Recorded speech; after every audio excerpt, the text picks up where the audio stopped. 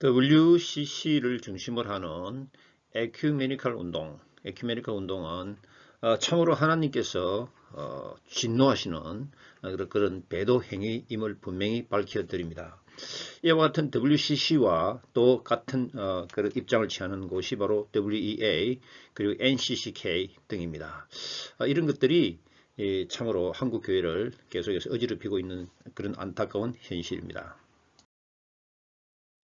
원래 에큐메니컬 운동은 전 교회가 하나가 되어서 세계 선교를 이루고자 하는 그런 뜻으로 함께 참여한 운동이었습니다. 그렇기 때문에 그 취지는 상당히 좋았습니다. 그러나 시간이 흐를수록 이와 같은 취지가 변질되게 되는 것입니다. 초창기의 의도와는 달리 20세기에 나타난 교회연합운동은 에큐메니컬 운동은 초대 교회사에서 나타난 에큐메니컬 운동과는 성격적으로 아주 다르다는 것입니다. 초대 교회의 에큐메니컬 운동은 이단을 경계하고 올바른 신앙을 보존하려는 고백 공동체로서 형성된 것이라면 오늘의 에큐메니컬 운동은 20세기 초에 그러니까 1910년 에딘버러 선교사 대회를 기점으로 해서 드리는 말씀입니다.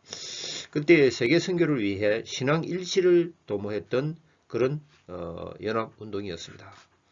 그러나 20세기 후반에 이르러서는 이 에큐메니컬 운동은 초기의 순수한 목적에서 벗어나서 인류연합이라는 비고백적이며 세속적인 목적을 가지고 하나의 세계 공동체를 형성하는 모습을 나타냄으로써 이제부터 서서히 그 순수한 복음의 그 정신에서 벗어나서 이제 서서히 조금씩 타락의 길로 가게 되는 것입니다. 현대 선교학을 크게 두 부류로 나누면 에큐메니컬 진영과 그리고 복음주의 진영으로 나눌 수 있는 것입니다. 에큐메니컬 진영이 세속주의와 행동주의의 노선을 취하고 있는 반면에 복음주의 진영에서는 그 성경의 명령인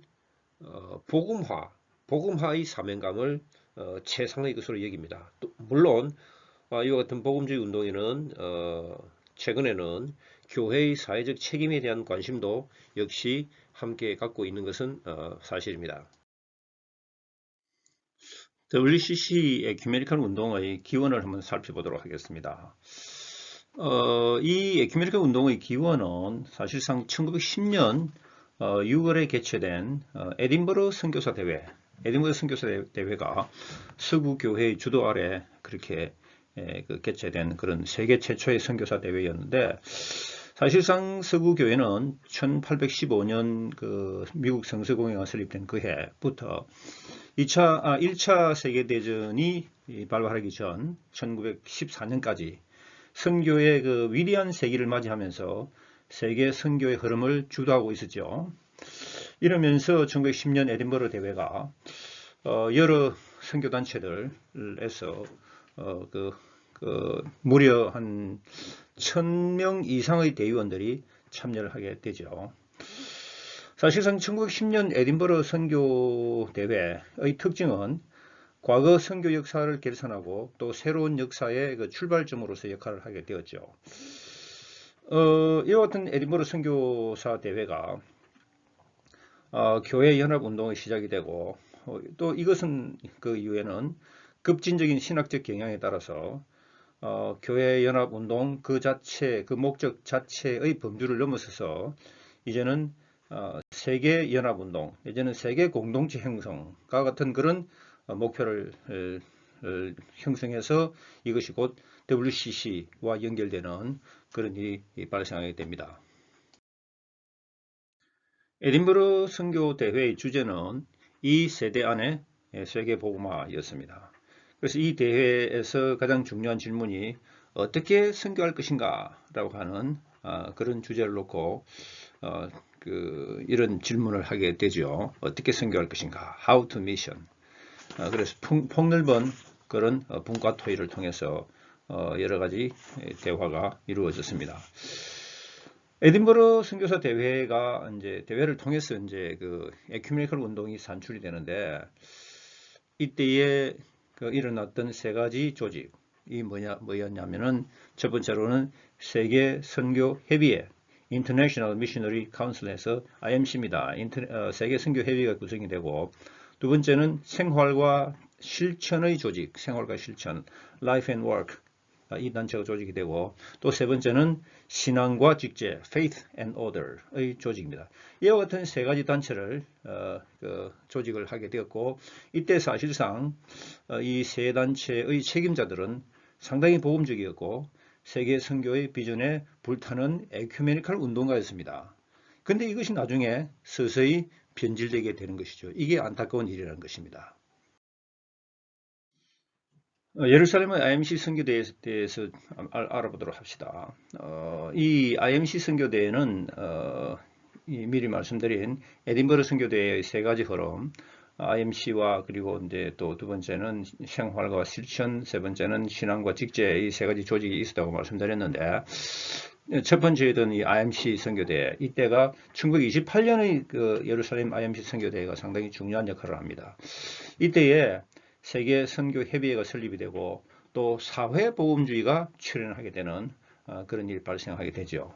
그래서 이때의 그 세계 선교 협의회 IMC 대회를 통해서 많은 그 대표자들이 세계 각국으로부터 와서 세계 복음화를 위해서 공동으로 수행해야 할 일들을 연구하고 상호 유기적인 협력 관계를 유지하려는 그런 기구로 만들기로 협약을 하였습니다. 1928년 그 예루살렘 IMC 선교 대회에서 그 주제는 세속화와 사회 복음이었습니다. 세속화와 사회 복음. 그래서 이 예루살렘에서 이제 세속 사회에 대한 선교적 관심, 이 관심이 바로 복음의 사회적 차원을 새롭게 인식하게 되는 그런 일을 발생시키게 되었고, 세속주의가 선교적인 과제로 인식이 되고 그리스도의 제사장적 직무가 강조됨으로 인해서 더 이상 이제 선교의 목표는 그 개인의 영혼 구원에만 머무를 수가 없다. 이 땅에서 하나님 나라의 예비적 실현으로 묘사가 되면서 따라서 선교사는 이 세계에서 하나님 나라를 위한 종이 되어야 된다라고 하는 것입니다. 그래서 이런 이유로 많은 복음주의자들의 반대에도 불구하고 예루살렘 대회는 복음의 사회적 차원을 분명히 하게 되는 그런 일이 발생하게 되었습니다. 1938년에 세계 선교협의회 IMC는 인도의 탐바람에서 대회를 가졌습니다. 이때 이 대회가 역사적 우주적 기독교 공동체의 한 부분으로서의 신생교회 설립이라는 주제를 가지고 대회를 열었는데 이때에 신생교회 설립이라는 그런 타이틀로 그 교회를 강조함으로 인해서 이 이야기는 결국에는 교파적인 선교회 중심의 선교활동을 주장하는 그런 사람들에게는 상당히 불리하게 그렇게 작용되게 되었죠. 이와 같은 그 탐바람 대회가 가장 효과적인 복음 선포가 교회 일치에 기초한다라는 그런 인식을 하게 됩니다. 그래서 이 대회에서 교회는 사회적인 문제들에 관해서 예언적 실제적인 활동에서 자신을 단절시킬 수 없다고 했으며 이로 인해서 기독교인들의 타 종교에 대한 관심을 촉구하게 되었습니다. 1948년 암스테르담 그 WCC 대회 이게 상당히 중요한데 이때에 실제적으로 제1차 WCC가 결성이 되는 그런 대회입니다. 그래서 암스테르담이죠. 이때에 제가 앞에서 말씀드린 그 에큐메니컬 선교대회 1910년 에딘버러에서의 그 세 가지 운동 신앙과 직제, 그다음 생활과 사역, 그다음 IMC라 그랬는데 이때의 신앙과 직제라는 이 단체와 그리고 생활과 사역 운동 이 단체가 함께 통합을 하게 됩니다. 그래서 1948년 암스테르담에서 제1차 WCC 대회가 개최가 되게 되죠. 그러니까 그 신앙과 직제 그다음에 생활과 사역 이 두 단체가 통합이 되어서 내려오면서 결국에는 암스테르담에서 1948년에 제1차 WCC 총회를 개최한 것 우리가 이제 살펴봤고요.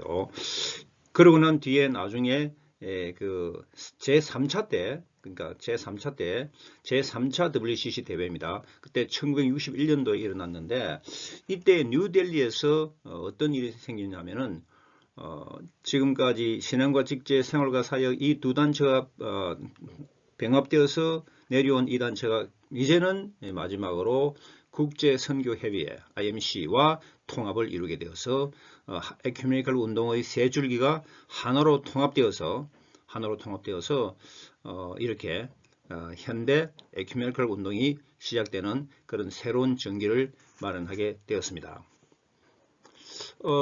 이처럼 뉴델리에서의 그 IMC와 WCC의 통합을 이룬 그런 그 제3차 WCC 대회에서 어떤 일이 있었냐면은 그때는 그리스도인 형제라고 하는 그런 개념과 마찬가지로 인간 형제라는 그런 공동체 개념을 사용하게 되고, 이로 인해서 1928년의 사회복음과 같은 맥락에서 회심과 믿음이 없이 모든 사람이 자동적으로 구원을 받을 수 있다는 그런 사상이 발생하게 되었다는 것입니다. 이처럼 정통 궤도를 벗어난 WCC 에큐메니컬 선교 대회를 그냥 보고 있을 수 없어서 복음주의 진영에서 반발을 일으키게 되죠. 그래서 그와 같은 에큐메니컬 선교 대회와 그 다음에 에큐메니컬 진영의 신학에 반대하면서 형성된 복음주의, 그리고 로잔 대회 같은 운동들이 일어나게 됩니다. 1차적으로 복음주의 세계대회가 베를린에서 1966년도에 개최가 되었고요. 그 다음에 로잔 대회가 등장하게 되는데, 1차 로잔 대회는 스위스 로잔에서 1974년, 그 다음에 제2차 로잔 대회는 마닐라에서 1989년, 그럼 제3차 로잔 대회는 케이프타운, 남아공화국이죠. 남아공화국 케이프타운에서 2010년도에 발생하게 되었습니다. 이제 에큐메니컬 운동의 결과를 한번 살펴보도록 하겠습니다. 에큐메니컬 운동의 결과로서 바로 사회복음주의가 등장하게 되는데, 사회복음주의는 그 당시에 공산주의 영향을 받지 않아서나 전통적인 신앙을 강하게 비판하고, 또 성경을 인본주의고 사회적인 측면에서 해석을 했다는 것입니다. 그래서 윤리적인 행동과 문화적인 발달을 통해서 인간 스스로 천국을 땅에 실현하는 것이 중요하다고 보는 것입니다. 그래서 플레밍과 같은 사람은 사회복음주의 실현을 선교로 그렇게 이해를 했다는 것이죠. 그들은 하나님은 모든 사람의 아버지이시고 모든 인간은 하나님의 자녀들, 형제들이다 라는 그런 사상을 갖고 있죠. 그래서 땅의 모든 삶을 변화시키고 의의 왕국을 세울 것을 주장하고, 그리스도의 영으로 타 종교를 이겨낼 수 없기 때문에 함께 일해야 된다라고 주장하는 것입니다. 또한 예수님을 독생자로 보는 것이 아닌 형제의 실현자, 또 이웃 사람의 모범자로 보았다는 것이죠. 그러므로 인해서 평화의 나라를 추구한다는 것입니다. 그 평화의 나라가 바로 종교 혼합적인 유토피아죠. 그래서 그 사상의 일환으로 이제 세계의 모든 분야에 대화가 필요하다라고 그렇게 주장을 하는 것입니다. 두 번째, 교회의 세속화를 들 수 있겠습니다.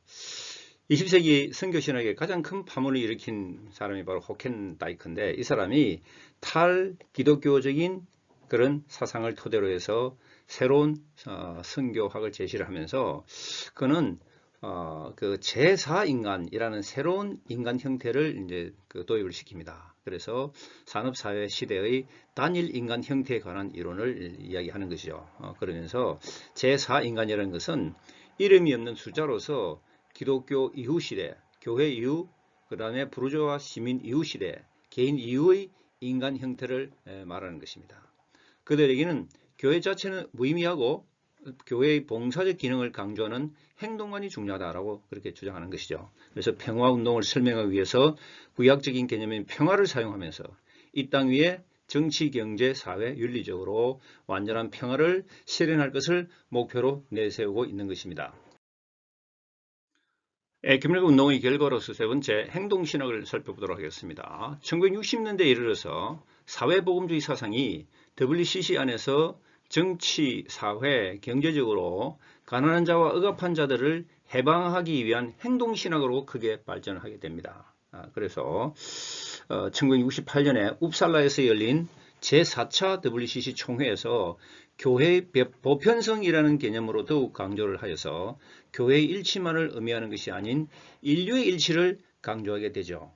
1975년 나이로비에서 열린 제5차 WCC 총회에서는 예수 그리스도는 해방하고 연합한다라는 제목을 다루면서 그리스도 중심적인 혼합주의를 형성할 것, 그다음 예수 그리스도의 인간성을 근거로 한 투쟁의 영성을 통해 구조학을 깨뜨린 새로운 공동체를 형성할 것을 목표로 하고 있다는 것입니다. 그래서 결과적으로 에큐메니컬 측의 세계 선교는 영혼 구원의 우선성에는 별 관심이 없습니다. 사회의 구조악을 개선하는 것을 선교의 목표로 삼고 있다는 것입니다. 그렇기 때문에 따라서 세계 속의 다양한 문제들인 정치적인 문제, 가난의 문제, 착취의 문제, 인간성의 회복 등의 회복에 관한 문제 등에 많은 관심을 갖게 되었다는 것이죠. 그러니까 다시 말하면 영혼 구원에 대한 그런 중요성은 결코 강조하지 않는 그런 운동으로 에큐메니컬 운동이 진행되고 있다는 것입니다. 에큐메니컬 운동의 결과로 네 번째 종교 다원주의를 살펴보도록 하겠습니다. 사실상 WCC 에큐메니컬 운동은 종교 다원주의를 주장하는 운동입니다. 그래서 WCC의 종교 다원주의는 성경만이 하나님의 유일무이한 말씀임을 부인을 하는 거예요. 그러면서 기독교만이 유일한 참 종교임을 포기하는 것입니다. 예수 그리스도만이 죄인의 유일한 구주이심을 부인하고 예수 그리스도 외에도 구원의 길이 있다고 그렇게 주장하는 그런 만인 구원설을 주장하는 것입니다. 이것이 얼마나 하나님 앞에서 폐악한 그런 모습입니까? 이것은 결국에는 개신교의 근본 정신을 뿌리채 부정하는 그런 결과인 것입니다. 그래서 이런 영상을 통해서 우리가 WCC 에큐메니컬 운동의 정체를 분명히 알고 절대로 우리는 그들의 그 운동에 동조할 수 없고 오직 참 진리이신 예수 그리스도만 우리가 온전히 의지하고 믿음으로 우리의 믿음을 끝까지 지켜나가야 될 것입니다. 이렇게 미혹한 시대에 정신 바짝 차리고 하나님께서 우리에게 주신 그런 분명한 뜻을 잘 분별해서 마지막까지 믿음으로 승리할 수 있기를 주님의 이름으로 축원합니다. 할렐루야.